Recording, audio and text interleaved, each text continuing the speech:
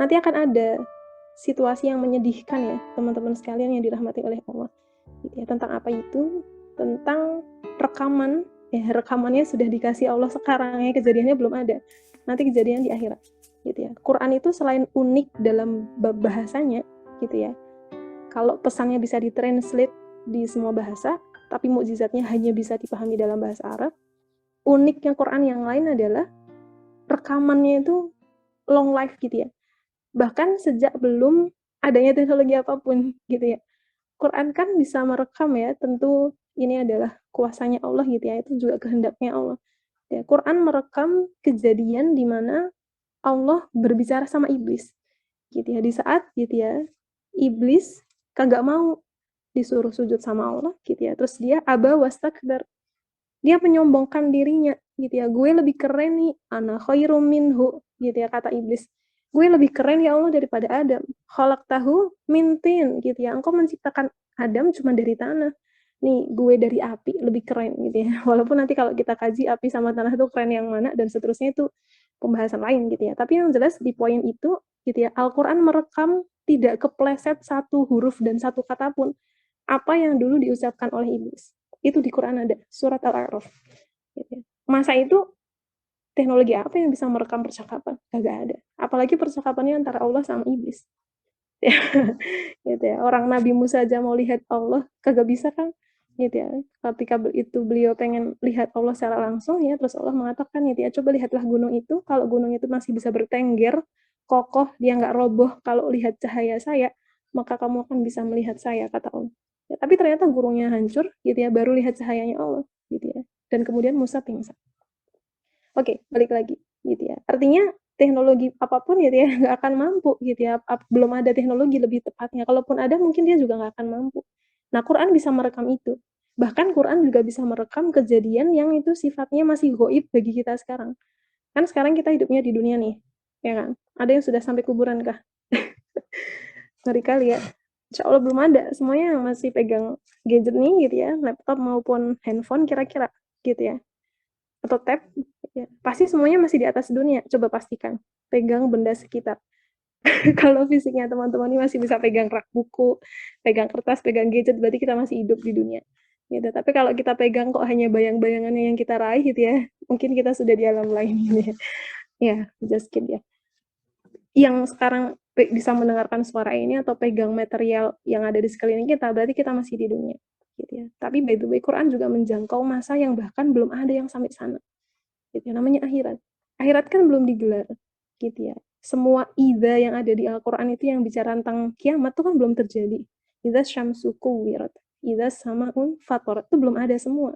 Gitu ya. Masih dalam bentuk ida, tapi idanya yang dijaminkan pasti terjadi. Gitu ya. Kalau idza kan apa namanya? Sesuatu yang akan tapi pasti terjadi.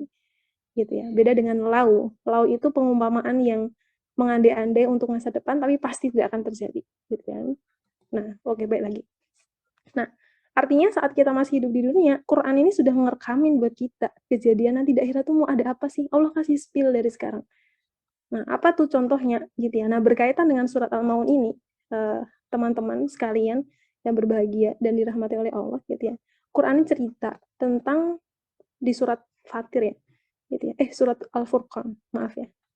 Fatir dan Furqan itu dua-duanya cerita tentang Qurannya itu sangat dalam banget gitu ya. Jadi kadang ketukar.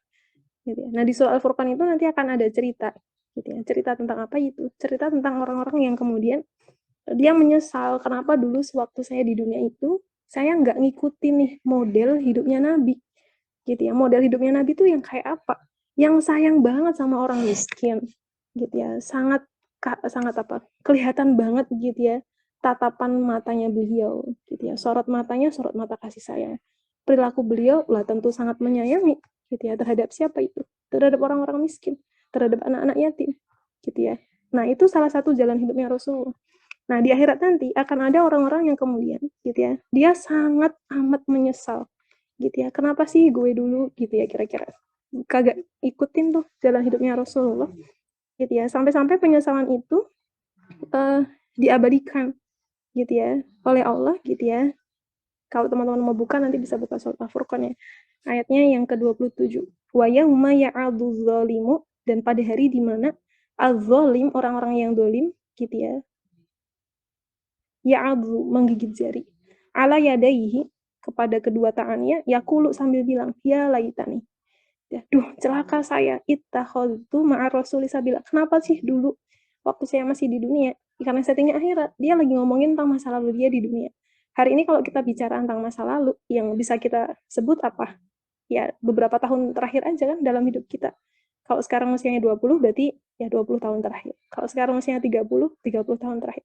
Paling bisanya gitu kan. Kalau kita datang ke psikolog, nah apalagi psikolog gitu ya, menggalinya adalah penggal-penggal hidup kita aja, nggak bisa lengkap tuh, karena psikolog tidak menyaksikan gitu ya, setiap milestone yang kita lalui. Tapi kalau Allah tahu setiap detiknya, bahkan Allah tahu masa depannya kan seperti apa. Keren kali ya. Kita balik lagi. Gitu ya. Yauma ya'adzu dzalimu 'ala yadayhi yaqulu ya laitani ittakhadtu ma'a rasuli sabila. Duh, celaka banget nih gue hari ini. Kenapa dulu waktu di dunia nggak ikut jalan hidupnya Nabi? Ada satu penyesalan yang amat sangat gitu ya. Ittakhadtu ma'a rasuli sabila. Nah, di surat Al-Furqan itu ar-rasul itu ketambahan alif lam.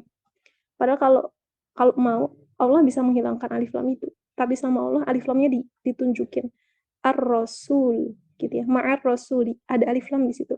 Maknanya ada orang-orang yang hidup setelah Nabi, kagak pernah lihat wajah Nabi, tapi nanti di akhirat saat dia menyesal, mata dia itu bisa lihat wajah Nabi yang mana dan tahu Nabi yang mana. Makanya di situ ada alif lam ma'rifat, artinya alif lam yang mendefinisikan orangnya tuh yang mana. Gitu ya. Padahal di dunia belum pernah lihat, tapi di akhirat dia bisa lihat. Gitu ya. Terus dia bisa lihat Nabi bersama rombongan orang lain dan dia berada barisan yang tidak sama dengan barisan Nabi. Terus dia menyesal. Gitu ya. Kenapa dulu saya tidak ikut jalan hidup Nabi? Nah, ngomong-ngomong jalan hidup Nabi itu yang kayak mana? Yang menghormati anak orang miskin, membela orang miskin, gitu ya, sangat menyayangi anak yatim. Nah, secara global, ya baik lagi ke Al-Maun, maaf ya, jadi kemana-mana gitu ya, tapi semoga bisa ada kaitannya gitu ya, karena hanya ingin menunjukkan gitu ya, betapa memang akan menyesal banget tuh orang-orang yang tidak mengikuti jalan hidupnya Nabi. Dia nyeselnya tuh sampai ke ubun-ubun gitu lah kira-kira ya.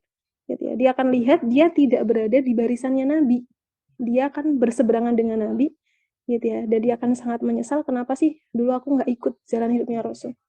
Gitu ya. Nah, termasuk di Al-Maun ini adalah bagian yang sangat kuat sekali dari karakternya seorang Nabi Shallallahu Alaihi Wasallam, gitu ya, dimana beliau amat sangat sayang dengan anak yatim, gitu ya, dan amat sangat membela dengan orang miskin. Gitu ya. Nah, di ayat ini makanya disorot banget.